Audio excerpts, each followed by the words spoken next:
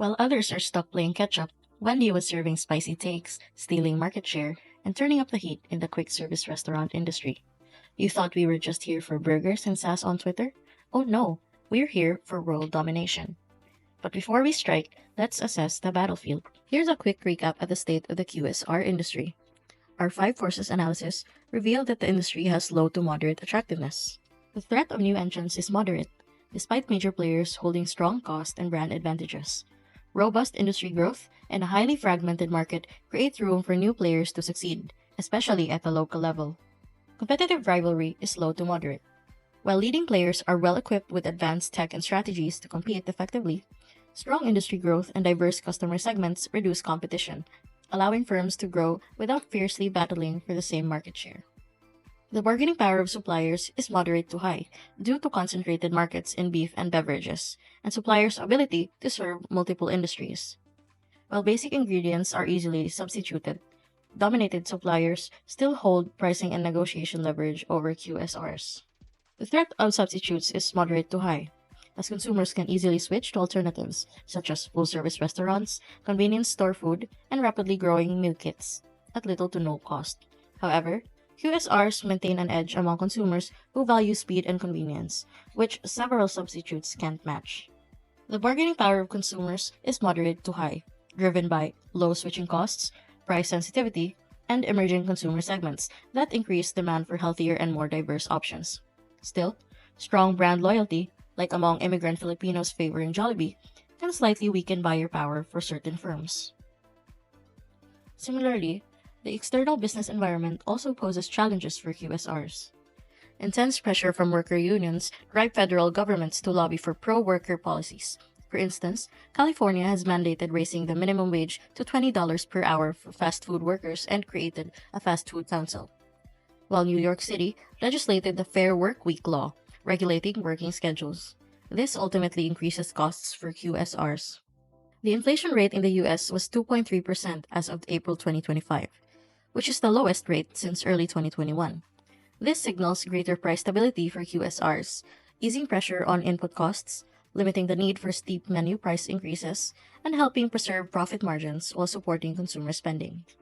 Lifestyle, consumption, and health trends among consumers encourage and continued innovation in product quality, service delivery, and customer services for QSRs. Adoption of automation and smart systems remain vital for efficiency, reduced errors, and sped-up service. Developments in food safety and GMO regulations requires the implementation of stricter standard protocols in product development, food handling, supply procurement, and staff training, ultimately leading to higher costs. The increasing public pressure to adopt sustainability and maintain a low carbon footprint pushes QSRs to reduce waste, emissions, and generally environmental impact, raising operational costs for the business.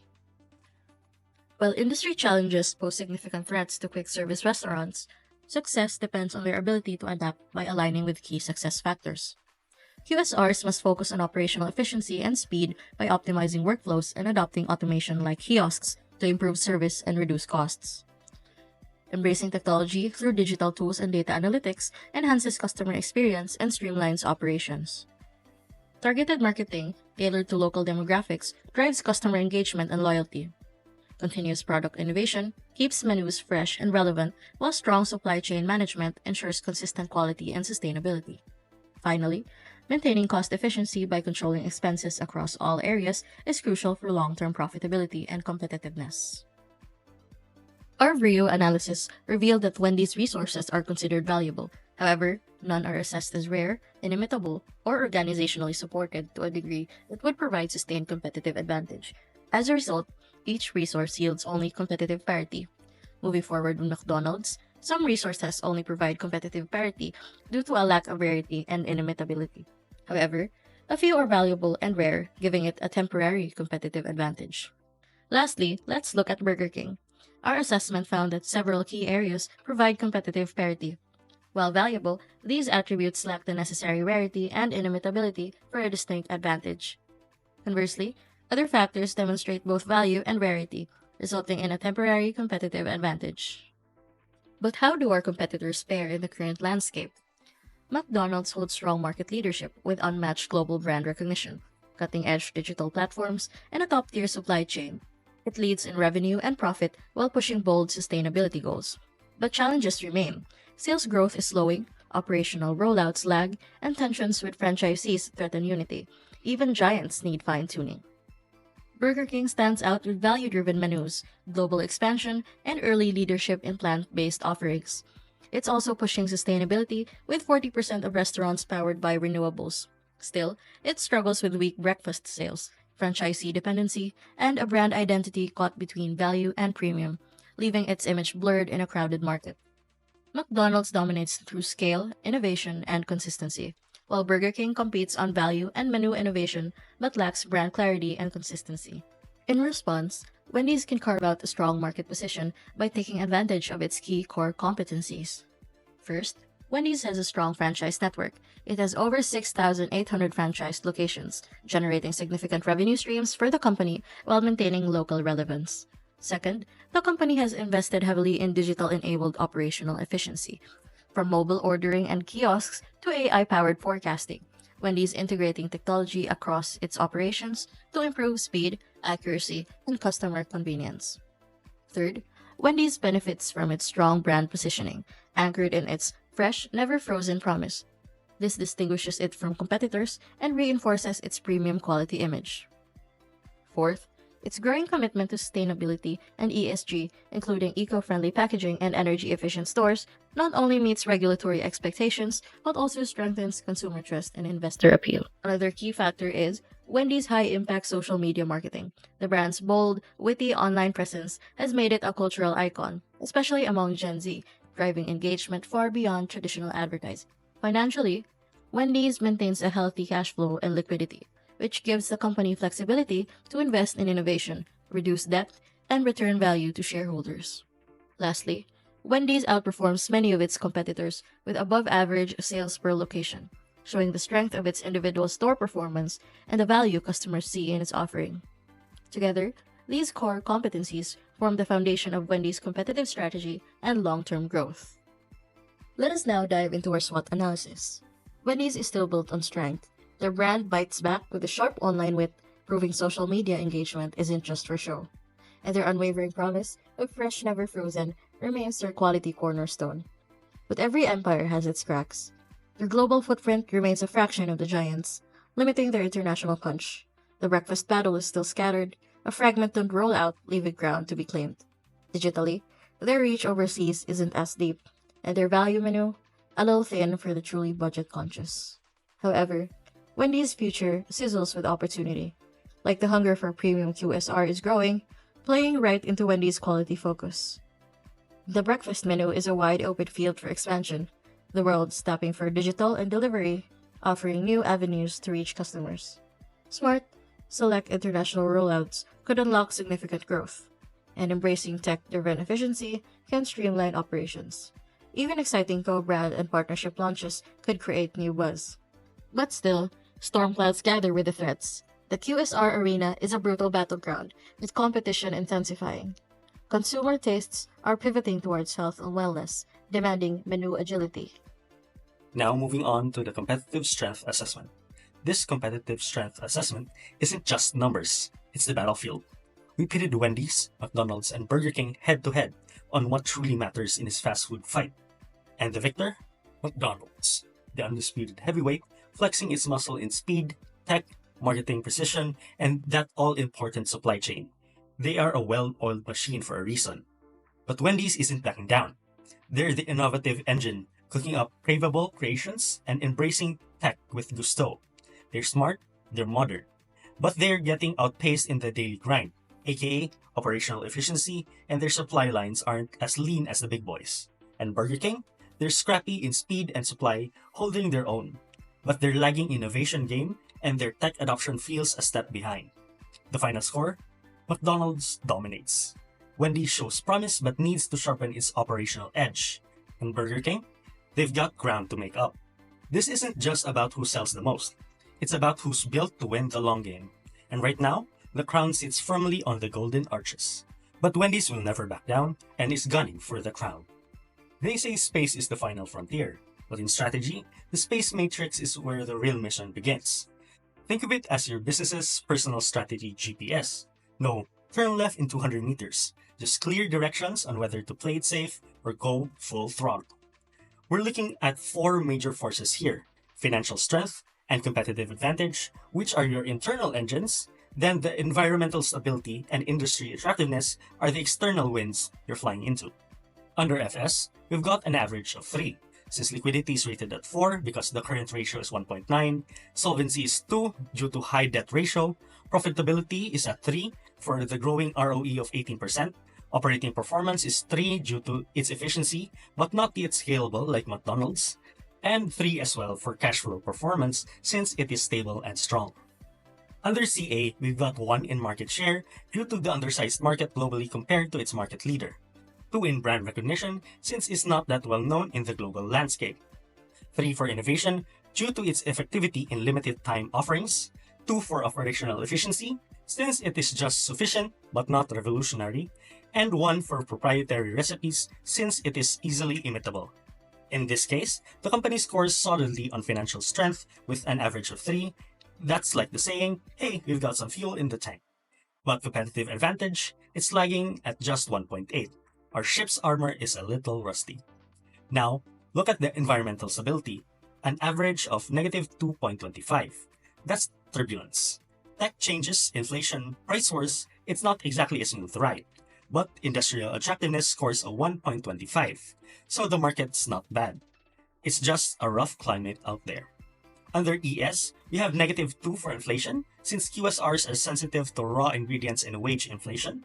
Then the same ratings for technological change, since there is a need for them to adapt to digital transformation.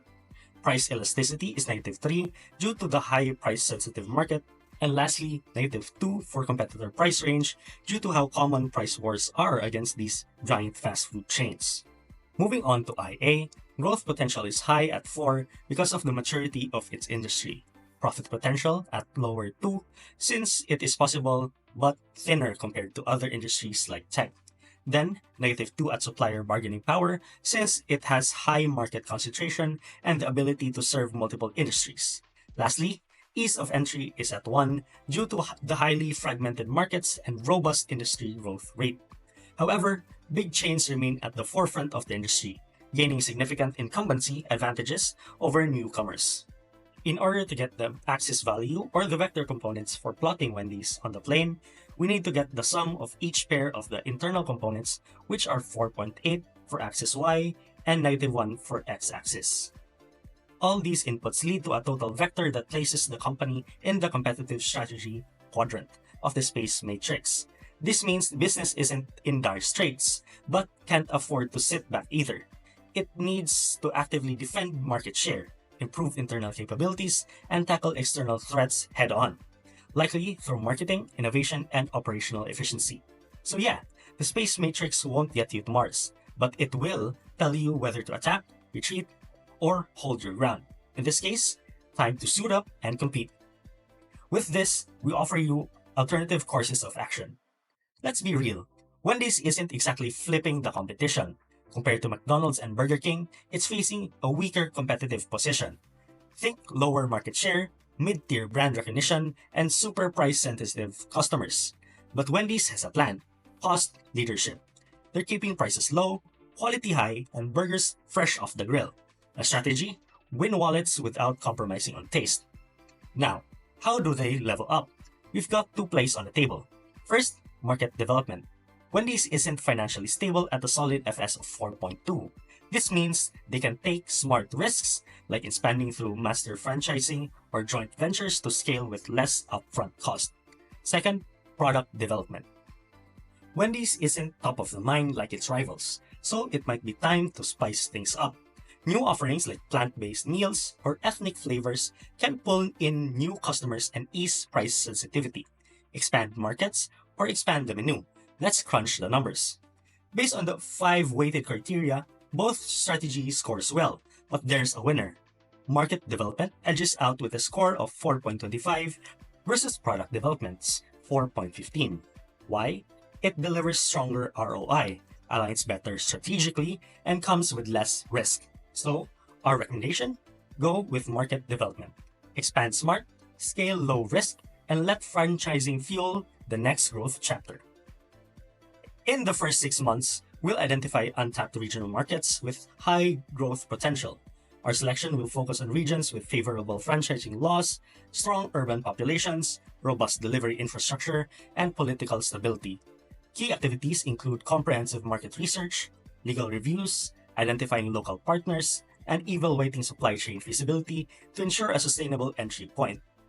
Next, we'll establish a strong franchise network by appointing master franchisees who have proven industry expertise, operational readiness, and sufficient capital. We'll develop clear selectional criteria, assess partner capabilities, and create structured training programs. To ensure long-term alignment, we'll also build support systems and governance frameworks for shared investment and operations. Then, we'll launch pilot outlets in the selected markets to test operations and validate market fit. These pilots will follow strict brand standards while collecting real-time financial and customer data. Based on insights, we'll refine our franchise model, update training materials, and improve SOPs, ensuring scalability and cultural alignment before full rollout. In the final phase, we'll scale operations by expanding the franchise network, supporting new sub-franchises with ongoing training and operational assistance. Integrated marketing campaigns and digital ads will drive customer growth, while supply chain systems are optimized to handle increased volume. Regular audits and tech-driven inventory tools will ensure consistency, quality, and sustained brand performance. Let's talk dollars. Wendy's financial game plan through 2026 must be sizzling with 3 key objectives. First, flipping profitability with a target return on equity of 20% or more. How? Smarter pricing on digital channels and trimming the fat with a 2% cut on food and labor costs. Second, going big on digital revenue, aiming for 35% or more from online and delivery with smoother experience, clever prompts, and irresistible digital-only bundles. Third, keeping the balance sheet lean with a debt-to-equity ratio of 1.5 or less. That means channeling 25% of our free cash flow into debt repayment and refinancing $200 million in high-interest notes, ideally below 5%. When it comes to customers, Wendy's must serve more than just burgers, but relevance, health, and speed.